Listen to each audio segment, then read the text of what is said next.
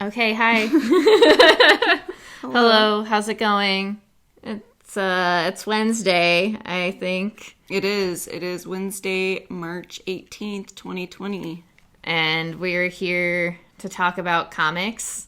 Since everything is pretty wild in the world, we might as well... Everything is awful right now. Yeah, we might as well do something that is now normal for us so we feel better, right? Yes. So, interact with us if you want. If not, let's chill too. But either way, hey Kyle, hey Rocha. Hi guys. We love you. And you want to go first, my dude? Do you want to start? Yeah, I'll go first.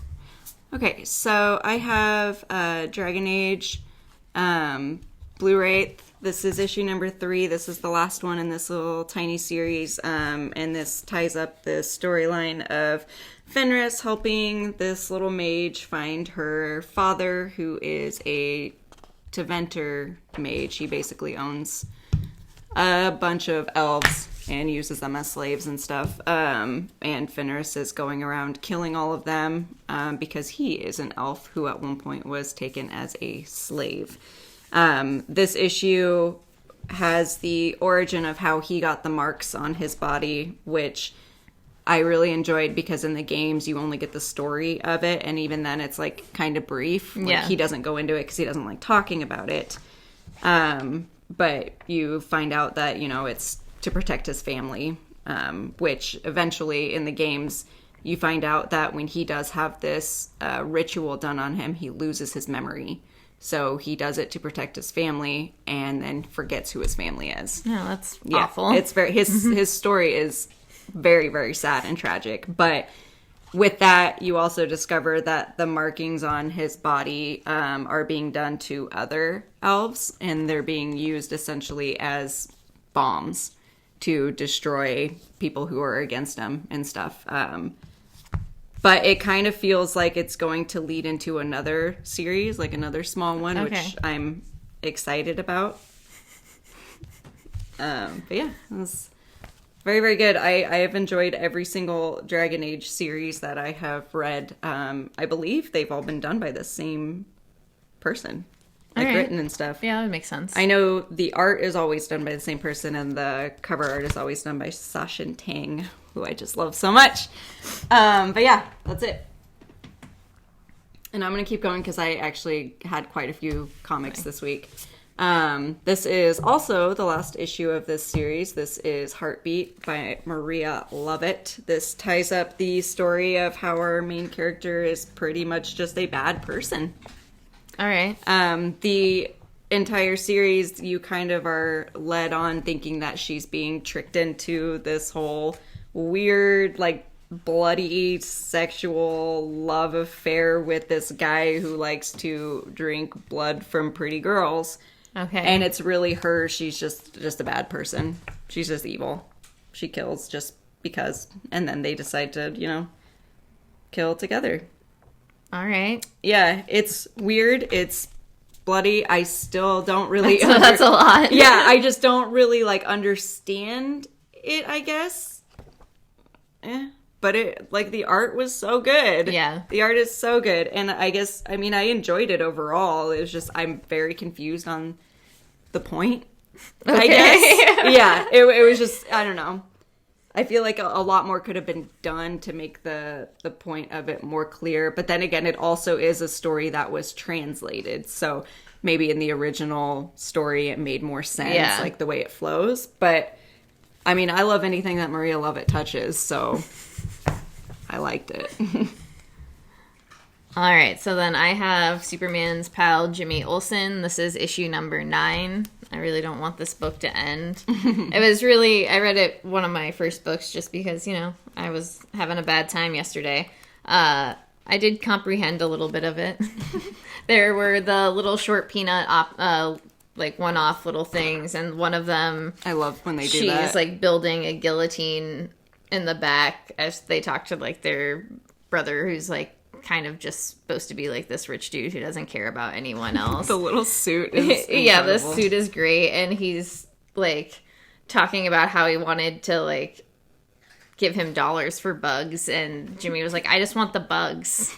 It was just really good. It Sounds like something you would say. Yeah, no, maybe that is why I like that part of the issue really well. There was also a really, like, pretty cute part where Jimmy Olsen is, like, being a spy. I don't know. It was, as always, a really, really good time. You know, I love it. You still have a few issues left, so yeah, you still have a while to enjoy it. It's true. And then I actually have Runaways. This is issue number 31. And this was my favorite issue, basically, in all of the Runaways issues I've read of Rainbow so far. Which I know that's, like, a weird thing to say, but I really liked this issue a lot. The Gibberim got to eat his, like, soul finally. Everybody, like, seemingly comes out okay. I don't know. There's just something really, like, heartfelt and cute about this issue that I really enjoyed. And it is a conclusion. It is a conclusion. It was not to the series. No, just the story arc. Just the and that was story arc. It was a really long story arc, but it was like 6 issues, right? Yeah, something like that, or 7, something. Yeah, it was quite a bit. But in the end, Doc Justice got his because he is obviously a bad guy. And everybody came together to, like, defeat him. So, it was cool. It's cool. I keep smelling Megatron's food, and I want chicken really bad. I'm hungry. Okay. Okay, so we both have Red Mother. The Red Mother. I guess I've never said it like that. The Red Mother. This is issue number 4. Our main character here is having dinner with the guy that sent her the puzzle box, and he's... propositioning her essentially for more work. Yeah, it was she was just like way too calm. Yeah, especially given the situation, but I think he was also one of those people. I don't know, when I was reading it, he seemed like someone that I could relax around. Okay. Like, he had that kind of personality. So I get it, but at the same time, like, being an anxious fucking person, I would just be like, why do you want me? How did you find my address? Why did you send me that heart? Yeah, like, there's so many questions to be asked, and she doesn't ask any of them. Yeah.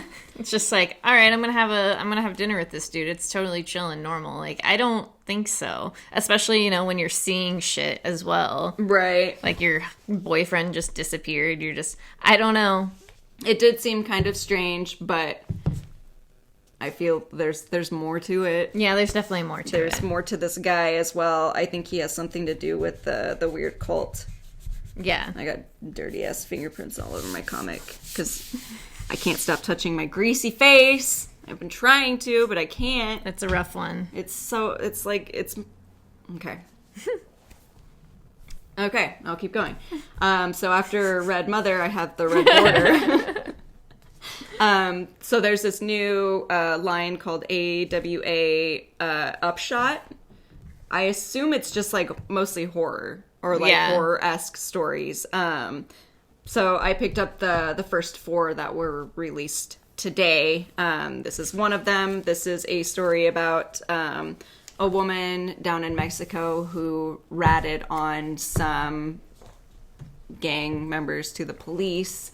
They find out, you know, who she is and stuff, and they're chasing her. Her and her boyfriend end up, like, escaping, and they are trying to cross the border, but they run into some problems, aka a white man named... What was his name? You know me and my names. It was... Okay, Colby. Well, Raymond Colby Benson III, but you can call me Colby. He's from Texas. That's why I did that accent. I don't know if that was a Texan accent or not, but he ends up like saving them from the group of bad guys that are trying to kill him. But I feel like he did it for a reason because it's very ominous what happens because that's the second one, like the cover of the second one. There's like an axe and like a gun. So he's taking him home to his family, and I feel like it's, you know, like Texas Chainsaw Massacre type situation. Like they're gonna murder them. Yes.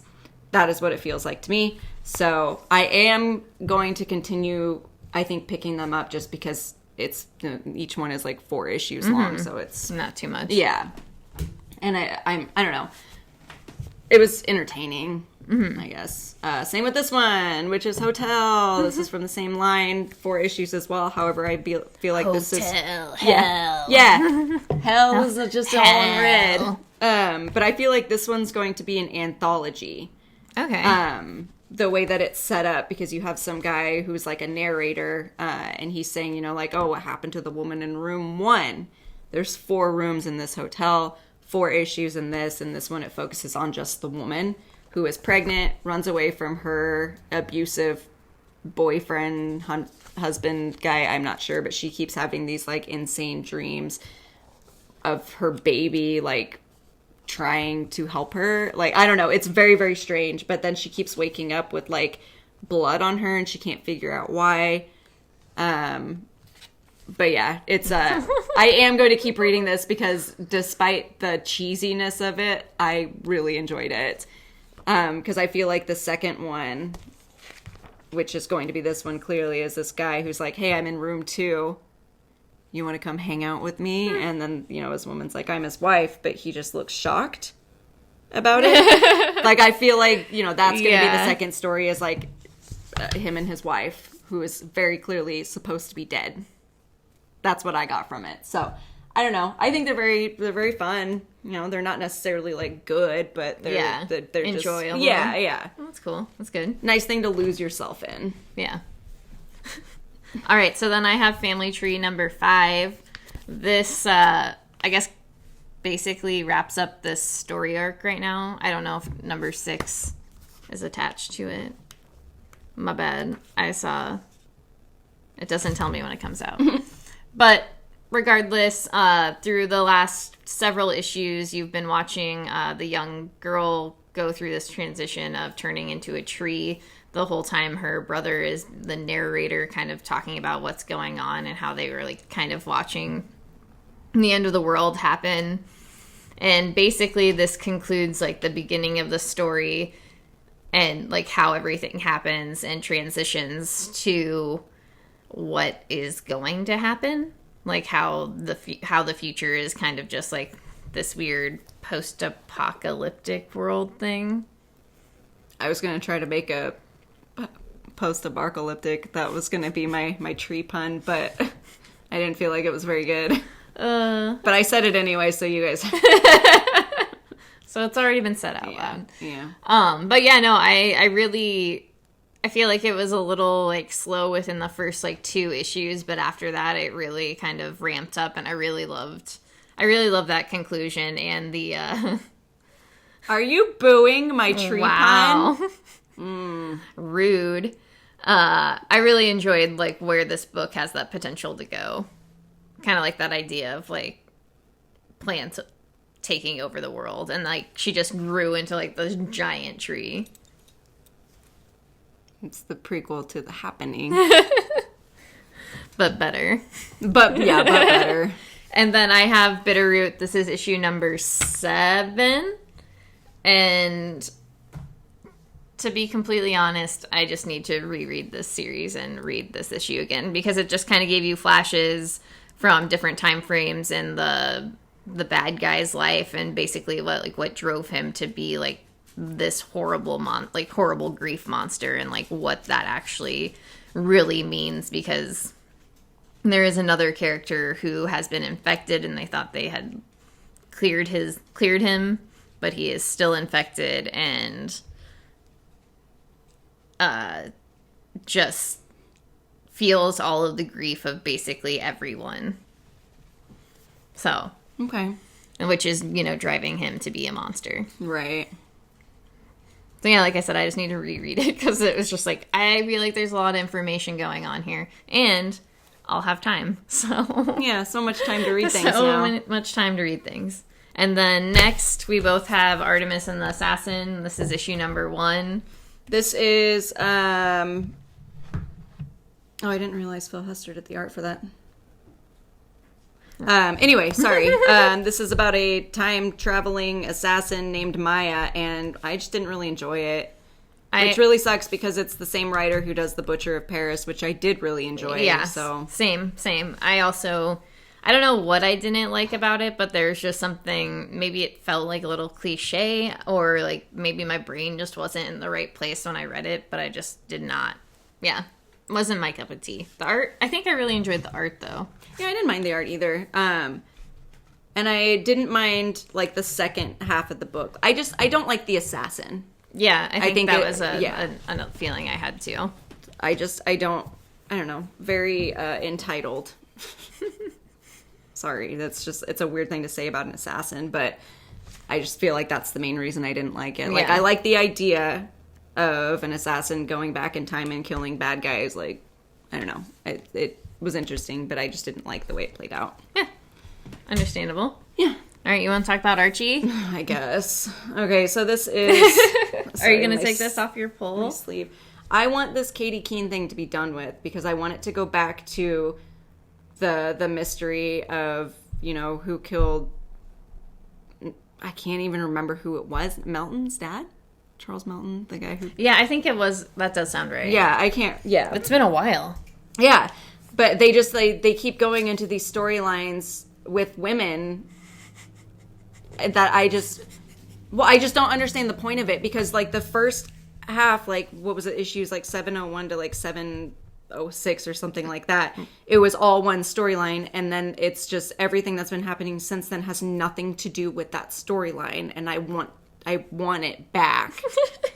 I don't understand why they're doing this to me. I want it back. So anyway. I love that. Katie Keene and her sister, Sis, go to New York City to potentially get a... Patrick asked why you hate women. Because I am one. I didn't ask for this. I'm just kidding. I love being a woman, especially right now. She goes to... I almost said Kansas City. She goes to New York City with the group, including Sabrina, to meet up with some sort of businessman to sell her clothing stuff to. Archie's still really upset that she's getting all the attention. There it is. I really just want to get back to the original storyline. Like, I don't care about who Archie has a crush on or who he's upset gets more attention. I want to know who murdered that dude's dad. Why would they drop, like, an incredible murder mystery plot and then not even follow through with it? That's my complaint. That's it. I love women. Do you want me to go or do you want to go? You know. Okay. I mean, it's we up can to just jump back and forth. Yeah. We got a couple. So this is Bang. This is issue number 2. The first issue is all about a spy who finds out that there's more of his story than he thinks, and, like, there's this whole underground of books and stories that he has lived his life, like the things he's done. And this issue is basically Die Hard on a train.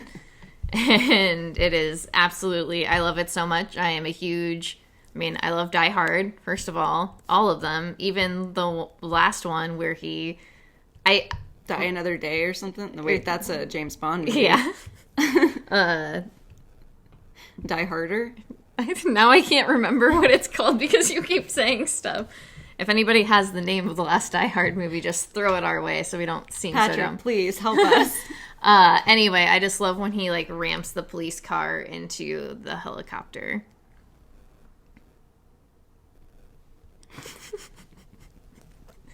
Very good, Patrick. Anyway, so I love this issue just because it is Die Hard, and then in the end, he gets picked up by the super spy, and the super spy is like, yo, I read your story already. This happened. And this book came out 2 years ago. So. And that's my story about Bang. Okay. I don't hate women.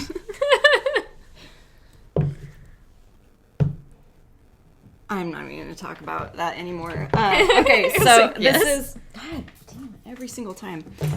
This is Deceased Unkillables. This is issue number 2. I don't know. It's everything that you have already, like, read before, except it's just with the bad guys. It's pretty much Slade and Bane, all the bad guys, teaming up with Gordon. Oh, yes, Jim Gordon. Yeah, and, you know, working to save the children in this, like, orphanage that they had found. Is that Cassandra Cain? Yeah. There's some pretty sick people in here. There's some really funny scenes.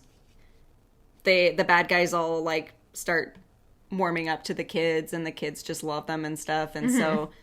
I don't know. They're all like working together as a group. I don't know. There's some funny parts in it, and then you know, some people end up dying, of course. But Bane gets like destroyed, which I just thought the whole scene was really funny to me because I love seeing Bane get slashed in the back.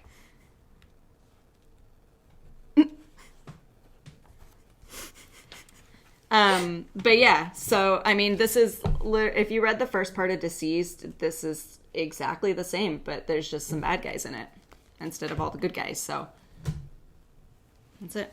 All right. There's only one issue left, and then I have been told that there was a whole nother series coming out. Just like I said, I think it's only 3 issues. Okay. There was a really cool horror homage cover for it, which is why it like popped on my radar, because I was like, I don't want this book, but I want this cover. Right. I'll have to look that up then. Which once again, that means I don't need that book. Right. But I want it. Just because of that cover. Just because of that I cover. get it. There have been plenty of times when I've wanted covers just because. Thanks, Patrick. You don't die either. Thank you.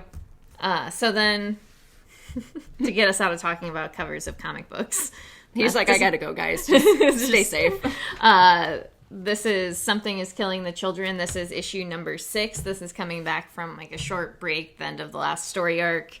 This was a really like strong showing for like the first issue back, because in the last issue, your main character, James, got shot. And this is basically him kind of just like remembering the night that his friends got killed. Which was that first issue, right? Which was the first issue. Okay. So it kind of explains a little bit more of what was going on, a little bit more about like him as well. And then it goes also a little bit into like Erica's backstory in a very like vague way, and then like with the underground people that she is working with. She's the monster killer, right? She is the monster killer. Okay. So that's what that issue is about. If you love horror books, strongly suggest checking this one out. Okay. Lots of the first trade is out. Yeah, the first trade is out. Yeah. Okay. So order it from your local comic book store. Please do that, especially in times like these when, you know, you aren't able to go into most of them. Keep us in business. We need it. So this is Alienated. This is issue number 2.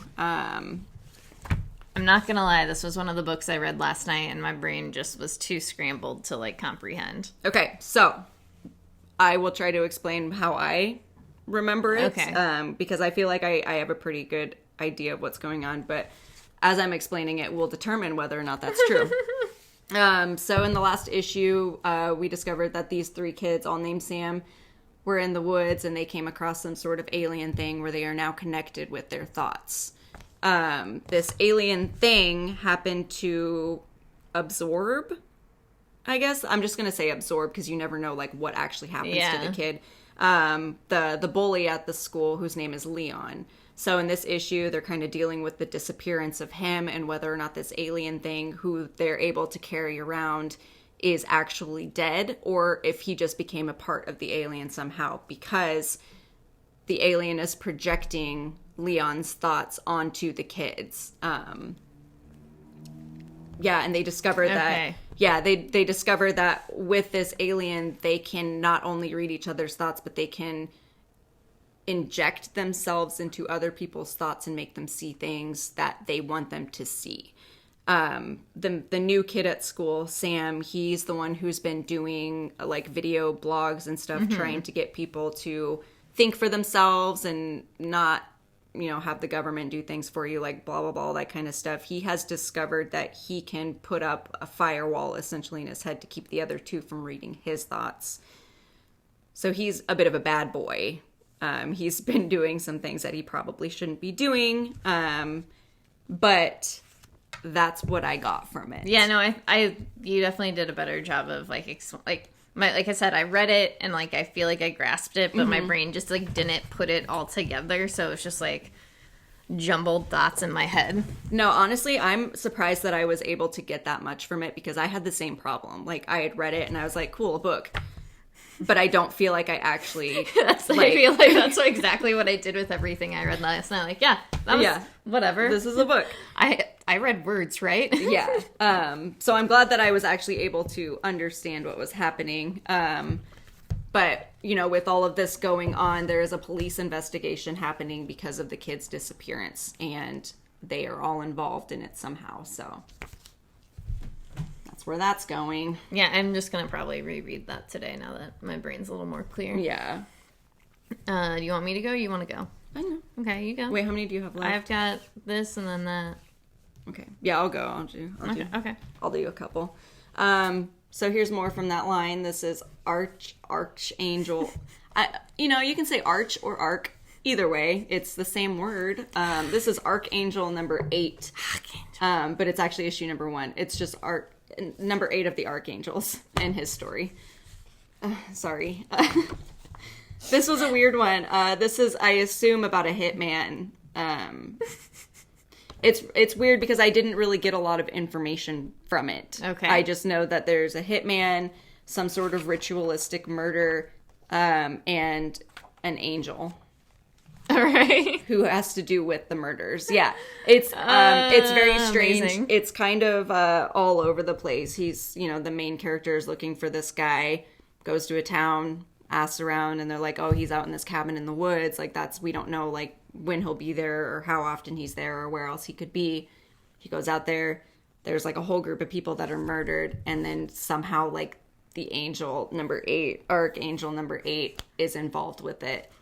But there's, like, no other explanation. There's, like, no backstory for this. I don't know. This is one I will not keep reading because I just didn't care for this one at all. The only thing that I enjoyed was that page of everyone laid out in some sort of, like, that's ritualistic pretty page shape. I don't know. That's the only thing that I cared about with this book, so I won't continue reading that one. Sorry. And then this one scared the shit out of me while I was reading it. This is The Resistance, number 1 of 6. I sat next to her as she did it. This is about a virus that has been released upon the world that acts as a flu, kills people, wipes out the entire world pretty much within a matter of months. It was good. I enjoyed it. But yeah, this is like the aftermath of what happens. It explains like the flu is some sort of a weird bioterrorism thing that was released upon the world, originated, China. It's bullshit. But too much real life in this fantasy. Yeah, no, it was weird. Within the first couple pages, I was like, how did he write this? Like, when he did? How did he not write this, like, yesterday? But anyway, apparently, so the virus doesn't necessarily, like, die off. It just becomes dormant. So all the people that still carry the virus end up with, like, powers.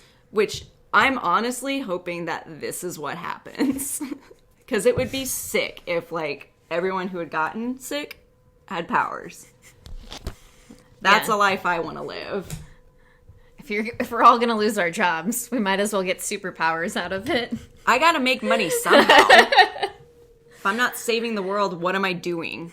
I'm stealing. And killing bad guys. Yeah. That's why we have to team up so I can keep you, like... You're gonna have to keep me in check because the second I get too much power, I'm gonna get out of control. Like, we have to do, like, cool, good things. You're gonna have to We have to do bad things that will, be good. Be like Robin Hood. Yeah. Except, like... badass. I was gonna say way gayer. I don't know if there's anything gayer than Robin Hood. That's why I said way gayer. Because I'm sure if anyone could do it, we could. Challenge I will gladly take. I'm gonna steal from the rich and give to myself. I'll share with other people too. I'm just saying, like, I need to take care of me and my fam. We're just gonna keep going. I'm sorry. It's been a weird, wacky week. To say the least. Yeah. So this is X-Ray Robot. This is issue number 1. This book is awesome looking. I, once again, can't tell you if I understood what I read. I kept watching Always Sunny while reading this because my brain was real, like, sad. And then I was reading and I was like, I don't know if I like this. And then I just think I started reading words without taking in any information. I do just want to get the rest of it because I think it's only 4 issues, maybe 5. That's not bad. And just because it looks cool. Yeah. Like, the art and colors are really great. The All Reds do great colors. They do great stuff. So, yeah, I'll let you know next time. Okay. I promise I'll keep everybody updated because I'll be able to finally read like a normal person now that life has changed. Man, why do people from different states just keep blowing up your phone right now? I don't know. Maybe they want to, like, try to sell me something or fix my computer. Mm-hmm. That would make sense. They want to get my money somehow. Your bank account. Say, look, dude, there's a virus going around. We've all been laid off. All right. I have Black Stars Above. This is issue number 5. This is the last one. Eulalie is in a town where she delivered the alien baby, and she discovers that the town is actually a cult who takes energy from the black stars, and that's how they continue living. Okay. She is not into that idea because it also involves killing the little alien thing that she took with her. Oh, the thing she likes. Yeah, she has like an attachment to the thing because it's, you know, it's alive. It's a thing. And so she decides that the only thing that she can do is save the alien baby and destroy the town, which she does, and it's awesome. That's sick. Yeah. But it's I really enjoyed this. I have discovered that I love Lonnie Nadler. Okay. I think that everything that he has written so far, I've been super into. He did that Come Into Me series a couple years ago. I loved that. It was gross and just really cool. And this is not gross, but it's just really cool. So. All right. Yeah. It was only 5 issues, so not... I mean, I was going to say not a hard read, but there's a lot of words in it. So it is... It's real dense. Yeah. Oh, yeah. But I think that if you can get past, you know, that 6 pages of journal entries, then it's worth it. All right. I truly enjoyed it. All right. Well, then, now next, we both have Middlewest. This is issue number 16. I feel like this is coming to an end. Yeah, I feel like at least this story arc, it feels like maybe like 1-2 more story arcs. I can see that. Just because, you know, he still has to meet up with his dad, still has to like get himself fixed, quote unquote. Sorry, wet mouth there for a second.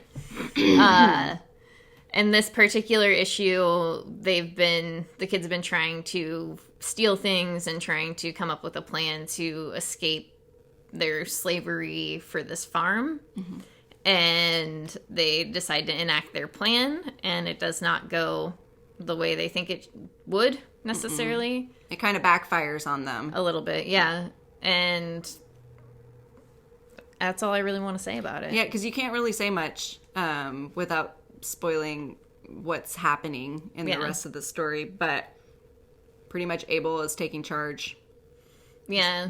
Being badass. Yeah, and I think at least while he's awake, he has, like, control over, like, all of his emotions and how he's been feeling. And I think being with, like, these other kids who, you know, their lives were also not easy and who are willing to, like, come together to, like, you know, over dire things. Right. It really, like, calmed him down and, like, made him realize that, like, you know, he's not the only one with pain. And maybe that's just me reading into it a little too much. No, because that's how I did it, too. Like, having someone to relate to makes you feel not so alone and out of control. And, I don't know, never having that in his life before, other than his dad, who reacts in a completely different way. Mm-hmm. I think that is really good for him, despite the circumstances. Yeah. All right. How do we want to do the X books? We both got different X books. Okay. So. This is... I'll go... this is Excalibur Well, I was going to say, because I also read this in a state last night, so I don't, like, couldn't really understand exactly what was going on. But the group here, they are, I don't know, there's an introduction of the Starlight Citadel, I think is what it's called. It has something to do with the Omniverse. No, that's not a Starlight Citadel. Well, the Starlight Citadel. I got it right. That's what it's called.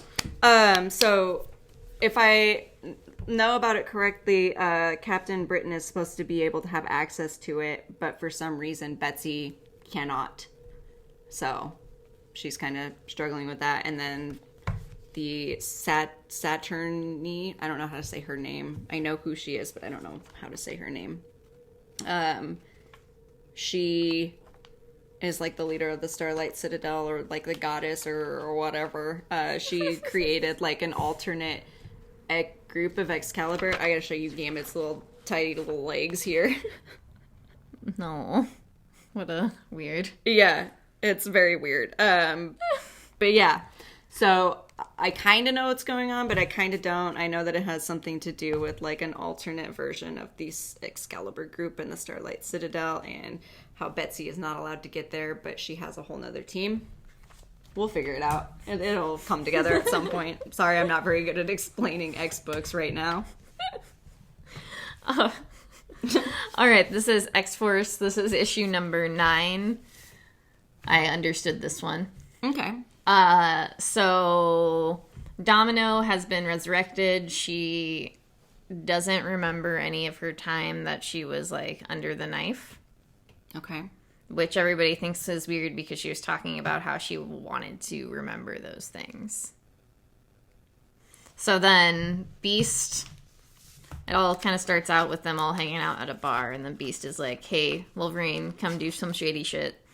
I love that. And of course he's like, yeah, okay, let's go. Yeah, basically. That's not what he says, but that's, what happens. Right.